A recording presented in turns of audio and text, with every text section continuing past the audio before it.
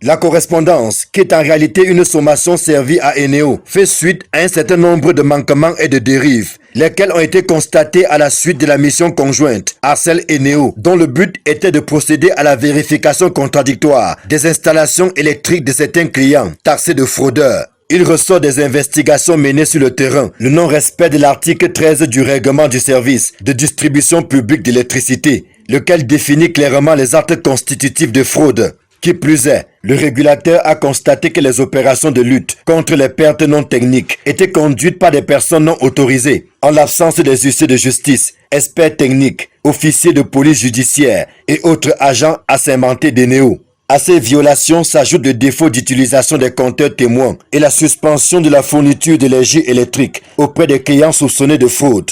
Or, l'article 9.2.4 du règlement de service dispose que tout différend relatif à la régularisation peut être soumis à l'Arcel. Dans ce cas, Eneo ne doit pas interrompre la fourniture de l'énergie électrique tant que la procédure de conciliation auprès du régulateur n'est pas parvenue à son terme. En outre, certains clients alimentés par des points de livraison régulièrement connectés aux appareils de comptage fixés hors de leur domicile ou bureau continuent d'être taxés de fraudeurs, avec pour conséquence l'imputation d'une pénalité en totale violation de l'article 13 du même règlement du service. Le directeur général de l'Arcel regrette qu'à la suite de plusieurs réunions, les responsables d'Eneo aient pris des engagements qu'ils n'ont pas respectés. Le premier concernait l'annulation des factures, dès lors que les fraudes prétendues se sont avérées fausses. Ensuite, la normalisation des lignes parallèles qui ne constituent pas des fraudes et l'annulation subséquente des factures irrelatives. Enfin, l'interdiction de suspendre la fourniture de l'énergie électrique suite à une requête en contestation, sauf cas de danger manifeste sur les personnes et les biens.